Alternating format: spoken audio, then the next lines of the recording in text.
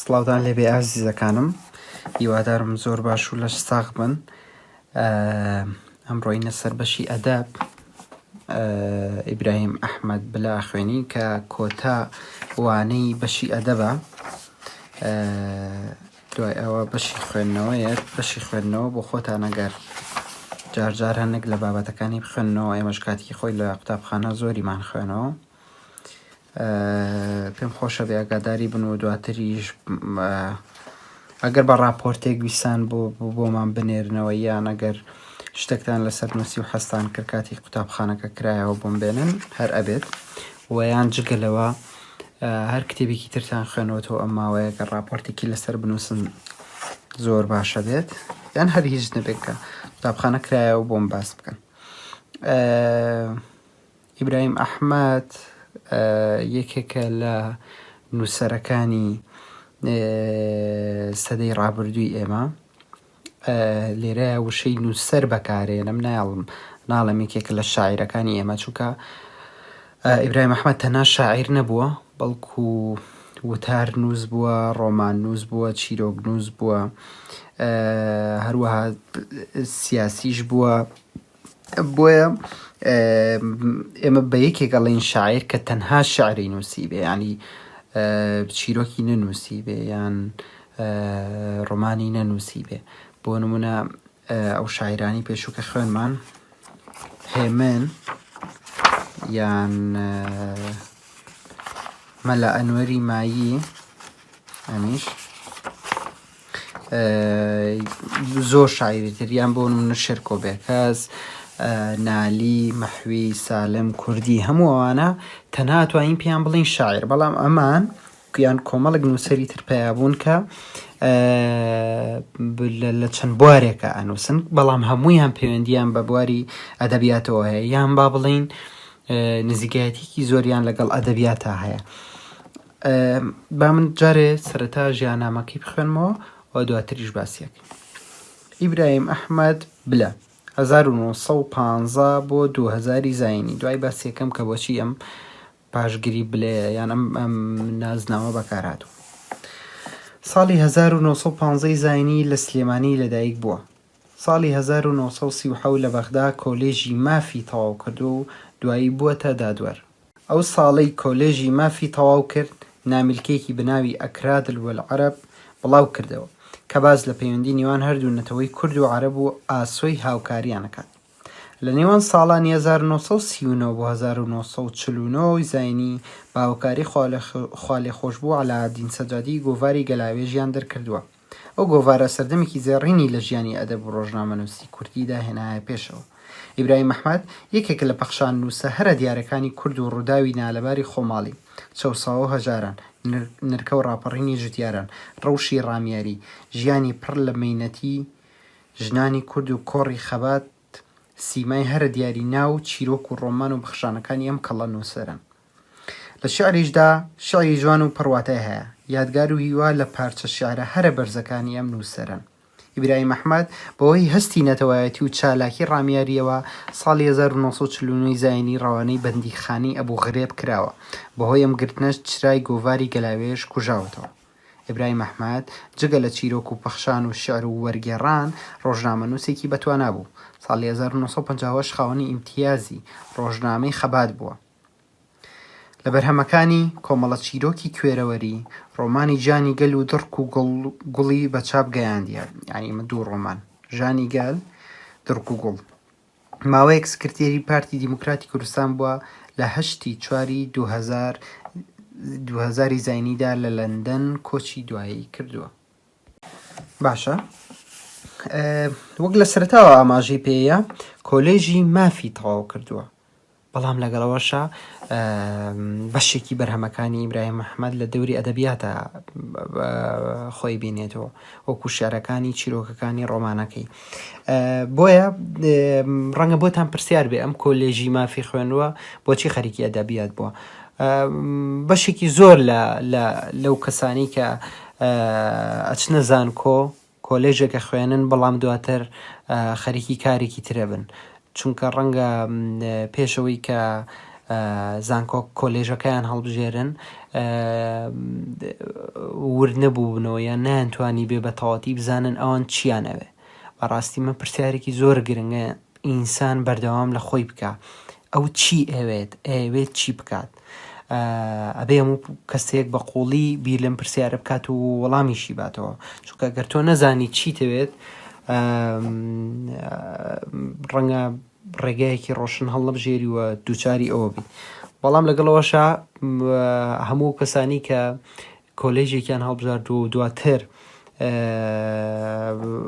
بە جۆرە لە جۆرەکان بوو بێ ساریان ناوەتە ناو کارێکی ترەوە، ڕەنگە هەمووی هی ئەوە نەبێ کە نەیانزانیەوە چی هەڵبژێرن، ڕەنگە خەریکی کۆلێژەکەی خۆشیان بن و حەزیان لەوەش بێت و هەم حەزیشیان لە کارێکی تریژە بێ بیکەن. لە قوتابخانە زۆر جار گفتوگۆی ئەومانە کە حەزەکەن ببن بەچی زۆربەتان دوو کارتان لە خەیاڵە خۆتان یەکلا نەکرد بووەوە.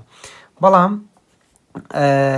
ئەتوانین بڵین ئەتوانی ئەم دوو کارە بێکەوە ببەستیتەوە، هەم خەریکی مافەکانی مرۆڤی هەم خەریکی ئەدەبیات بی. ئەسڵان ئەدەبیات بەشێکی گرنگی ئیش لەسەر مافەکات، مافی مناڵان، مافی ژنان، مافی تەنانەت ئاژەڵان، مافی نەتەوە جیاوازەکان،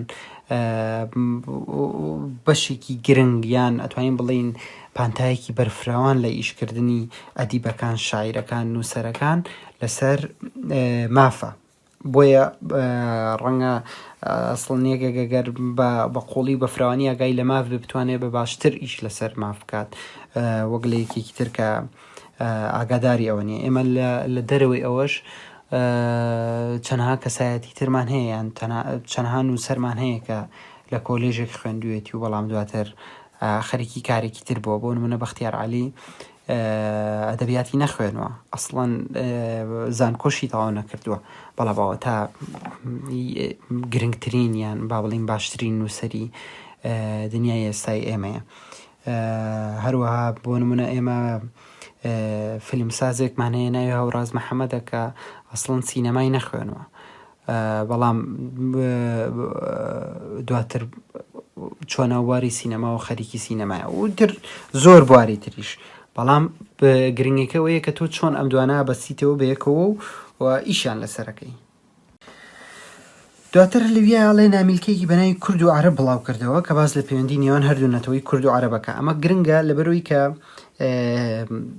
خەڵکی ئێمە بەتایبەت کوردستانی باشوور تێکەڵاوێکی زۆریان لەگەڵ عەرەبا هەیە، بۆیە بەردەوام بیریان لە پەیوەندی نێوان ئەم دوو نەتەوەیە کردوێتەوە کە بەتایبەت لە یەک وڵاتە ئاژین لە ئێستاە.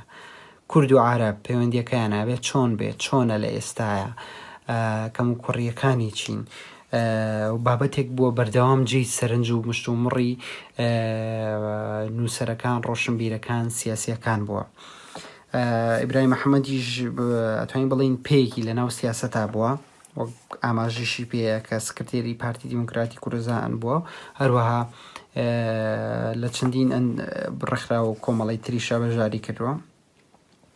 لێرە ئاماژە بەوە کە ساڵی 1939 بە 49 بە هاوکاری خوا لەخۆش بوو عەلاءالدین سەجادی گۆڤاری گەلاوێژیان دەرکردووە. ئەوە یەکێکە لە گۆڤارە گرنگەکان کە لەو سەردەمایە دەرچووە 39 بۆ 49.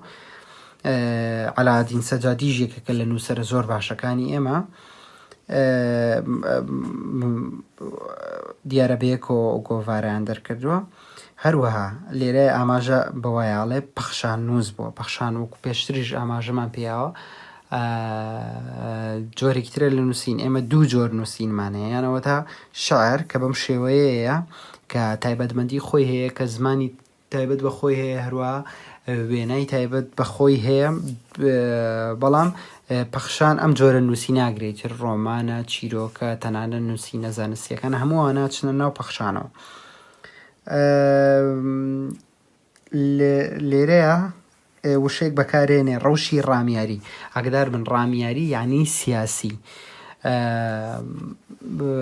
هەوڵ دراوە ئەم وشەیە لە جێی سیاست بەکاربێت، چونکە سیاست وشەیەکی عەرەبیە، بەڵام هێشتا ماوێتی کە جێی خۆی بگرێ و ئەبێت زمانەوانان ئیشی لەسەرەوە بکەن کە ئەم وشەیە گونجاوە یان نا، هەرچەندە هەندێک لەگەڵیەتی هەندێکیش لەگەڵیان نییە، بەڵام بەرحاڵ ئێوە کاتێک گوێتان لە وشەی ڕامیاری بوو ئەوە بزان کە مەبەست لی سیاسەتە. لێرە ئاماژە بە شارەکانی هەیە یادگاری و هیوا لە پارچە شارە هەر بەرزەکانی ئەم نووسەرن.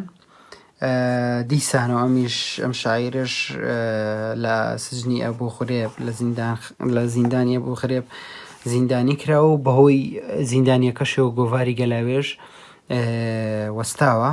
ئەمە یەکێک بۆ لەو ڕووداوە ناخۆشانی کە هەم بەسەر ژیانی خۆی و دواتر شکاریگەری لەسەر ناوەندی ڕۆشنبیری ئێمە هەبووە. هەروەها دوای بەربوونی یان دوای ئازادبوونی لە زیندان خاوەنی ڕۆژنامەیەکی تر بووە بە ناوی خەبات کە ئاماژەی پێ ئەو جگەلەوەی کە خەریکی ئەدەبیات بووە، خەریکی کاری ڕۆژنامە نووسیش بووە. ئەوەی کە من حەزەکەم ئاماژەی پێیەمەوە زۆر زۆر گرنگە ڕۆمانی ژانی گەلە. ڕۆمانی ژانی گەل بۆچی گرنگە؟ لەبەر ئەوەی توانین بڵین بە یەکەمین ڕۆمانی کوردی لە کوردستانی باشوور کە بێگومانە ببیزانن کە ئێمە ئاگرێتەوە هەولێر و سلێمانی و کۆیە و دهۆک و هەتا دوایی. بۆیە ئەڵین یەکەم ڕۆمانە لێرە لەم پارچەیە لەبەرەوەی لە پارچەکانی تری کوردستان ڕۆمان هەبووە. بۆ نمونە لە ڕۆژهەڵاتی کوردستان لە شارەکانی کە بەداخەوە لە ژێردەستی ئێرانەیە لەوێ ڕۆمانێکی تر هەبوو بە ناوی پێشمەرگا کە 1960 بڵاو کراوەتەوە، بەڵام ئەم 1970کان بۆ هەڵەنەبم ئەو کاتە چاپ بووە. هەروەها پێشتریش ئێمە لە کوردستانی باکوور هەروەها شارەکەیە لە رووسیا کە کوردی زۆر لێژی ئەوێش کە وەکو پارچەیەکی تری لە کوردستان لە هەندێک لە کتێبەکانە باسی لێوەکرا، ئەویش شاری یەریڤانە لەوێ عەرەبی شەمۆ یەکێکە لە نووسەرەکانی کورد عەرەبی شەمۆ یەکەمین ڕۆمانی کوردی بڵاو کردوێتەوە ئەو لە هەموو کوردستانە. یەکەمین ڕۆمانی کوردی بە ناوی شڤانێ کورد ئەو بڵاوی کردوێتەوە. بەڵام لەم پارچەی ئێمە یان با بڵین لە کوردستانی باشوور یەکەمین ڕۆمانی کوردی ژانی گەلە کە ئەم ڕۆمانە ڕۆمانێکی زۆر زۆر جوانە، حەزەکەم بیخوێنەوە کە ئێستاش لە بازاڕە هەیە. باز لە ڕووداوە سیاسیەکانی 100 ساڵی پێشووی کوردستانەکە و بە تایبەتیش سلێمانی. ئەوەی گرنگە ئەوەیە کە ڕۆمانەکە لە ڕووی تەکنیکەوە لە ڕووی زمانەوە لە ڕووی چیرۆکەوە زۆر زۆر چێژبەخشە و گرنگە و باش ئیشیشی تیاکراوە و دوای ئەو ئیتر کۆمەڵێک نووسەری تریش ڕۆمانیان هەبووە. ئاگادار بن ئێمە ئاڵین ڕۆمان نەک چیرۆک زۆر پێشتر هەبووە، تەنانەت لە ئەتوانین بڵین 50 ساڵ پێش ئەم ڕۆمانی ئیبراهیم محەممەد چیرۆکمان هەبووە. بەڵام ڕۆمان کە قەبارەیەکی گەورەی هەیە کە کاتی خۆی لە قوتابخانە چەندانەیەکمان لای خوێنەوە ئەویان جیایە. بۆیە بەردەوام ئەگەڕێینەوە بۆ ڕۆمانی ژانی گەل. هەروەها لێرەش ئاماژە بەوە کە سکرتێری پارتی دیموکراتی کوردستان بووە، کاتە وەکو تیشمان پێیەکی لەناو سیاسەتا هەبووە. لە ساڵی 2000 کۆچی دوایی کردووە، واتە 85 ساڵ ژیاوە. ئەمەش نمونەیەکی شعریەتی سەمنەی خوێنمەوە. بەرەو ڕووناکی لە ناو جەرگەی تاریکیەوە دەست بە کەلەپچە و تەوق لە مل و زنجیر لە پێ، لە کانگای نەزانی و هەژاری و دیلیەوە کەوتومە ڕێ، هاتووم ئەڕۆم بەرەو ڕووناکی. ناوچاوانم تفی پیادێتە خوارەوە، پێم شەلی دارکاریە، فرمێسک لە چاوما قەتیز ماوە. پێستم بەسەر ئێسکما وشک بۆتەوە، بەڵام بەدڵێکی وەک پۆڵاوە ڕێم گرتوۆتە بەر ئەڕۆم بەرەو ڕووناکی. ماندووم و ڕێگاکەم دوورە، برسیم دوژمنەکانم تێرن، ڕوتم و ئەوان پۆشتن، بێهێزم و ئەوان بەدەسەڵاتن، من دەست و پێبەستراوم و ئەوان بەڕەڵان. لەگەڵ ئەوەشا بە ویستێکی نەگۆڕەوە، بە گیانێکی نەبەز و زاتێکی مەردانەوە ئەڕۆم بەرەو ڕووناکی. نانا من هەر خۆم نیم، بە تەنیا نەکەوتومە ڕێ، هەزاران هەزاران هەزارین بەرەو ڕووناکی ئەڕۆین و بێگومان بە کوێرایی چاوی هەموو دوژمنان، سەرەڕای هەموو سەختی و تووشی و مەترسی و تاریکی ڕێوبان گەیوین و ئەیگەینێ. ئاماژە بە شارێکی تری ئیبراهیم ئەحمەدیەم کە زۆر بەناوبانگە، یەکێکە لە سرودەکانی ئەوەی کە بەسمەوەی کە کراوە بە گۆرانی، داگیرکەری دڵپڕ ڕاقین دڕندەی بێویژدان و دین. ئەوە شعرێکی ئیبراهیم ئەحمەدە کە کراوە بە گۆرانی، حەمیدبانی ئەو گۆرانی بێژە ئەیڵێت. دێڕێکی تیا زۆر زۆر جوانە حەزەکەم کە لێرەیە جارێکی تر بینوسمەوە. ئەڵێ داوای وڵاتی کەس ناکەم، پەنجە بۆ مافی کەس نابم. بۆ منم ئەمە بەلاوە گرنگە لەبەرەوەی کە ئێمە ئەبێت بەم جۆرە داوای مافەکانی خۆمان بکەین، نەک بمانوێ لەسەر حسابی خۆمان عەزەتی ئەوانی تر بین. ئەبێت کورد ئەم خەونە بۆ خۆی دروستکە کە تەنها دەوڵەتێکی وێ کە دەوڵەتی خۆیەتی لە ناو چوارچێوە یان سنووری وڵاتی خۆیان بێت و داوای ماف و حەقی هیچ کەسێکی تر ناکات. بۆ ئەم قسەیەکەم لەبەرەوەی هەموو وڵاتەکانی چواردەورمان کە کوردستانیان داگیر کردووە ئەم دوو دێڕە لە ناویانان نیە، یان دوو دێڕە خەونیان نییە، ئامانجی ئیشکردنیان نیە، لەبەرەوەی ئەوان ئەوە تا خاکی کوردستانیان داگیر کردووە. بەڵام لە بەرامبەرە ئێمە داوای خاکی تورکیا ناکەین کە بدرێتە دەست ئێمە، یان داوای خاکی ئێران ناکەین، تەنها داوای خاکەکەی خۆمانەکەینەوە. زۆر گرنگە ئەمە خەونی هەمومان بێ. بۆ نمونە ئەگەر با بڵین چەند ساڵێکی تر ئەگەر ئێمە بووین بە خاوەنی دەوڵەتی خۆمان، هەرگیز ڕۆژێ بیر لەوە نەکەینەوە کە لە تۆڵەی ئەوەی کە چەندین سەدەیە تورکیا و عێراق و ئێران ئێمەیان داگیر کردووە، ئێمەش بچین خاکەکەی ئەوان داگیرکەین، هەمووەی ئەوان کردوانە لەگەڵ ئێمە بیکەینەوە. نە، ئێمە ئەمەمانەوێ داوای وڵاتی کەس ناکەین و پەنجە بۆ مافی کەس نابین. ئەوەی کە ئێمە ئەمانەوێ تەنها حەق و مافی خۆمانە. ئەمەیە ئاماژە بە یەک شتی تری گرنگ بم لە شعرەکەی ئیبراهیم ئەحمەدە، ئەوەیە کە وەکو شێوازی نووسینی شعرەکەی وەکو شارەکانی پێشوو نییە. لە زۆربەی شارەکانە هەموو سەرواکان یان با بڵین نەک هەموو سەرواکان، هەر دوونی وە دێڕێک یەک سەروای هەیە. بۆ نمونە گەر بگەڕینەوە بۆ ئەم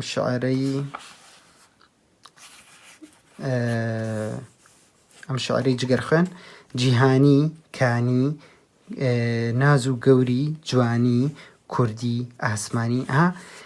ئەگەر دیقەت بین زۆربەیان کۆتاییەکەیان یان ئەم دوو دێڕەی دووەمیان هاوسەرواکەی وەکویکە. لەم شعرەی بەختیار زێوەرە هەر زۆر ڕوون دەرەکەوێت بەهار، ئەو دوو پیتەی کۆتایی لەم سێ دێڕەیە هەیە: بەهار، نازدار، نزار، سەربەستی، دەستی. ئەمە لە شعری گۆرانیەکانە هەر زۆر زۆر هەیەەوە.